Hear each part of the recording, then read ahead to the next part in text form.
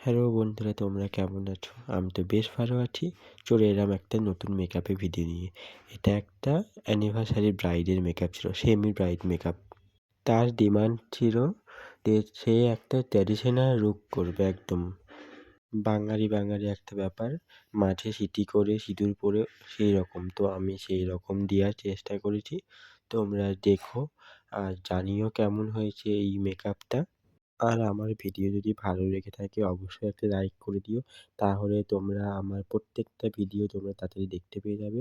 আর শুধু মেকআপের না, বিভিন্ন রকমের ভিডিও আমার চ্যানেলে তোমরা দেখতে পেয়ে যাবে।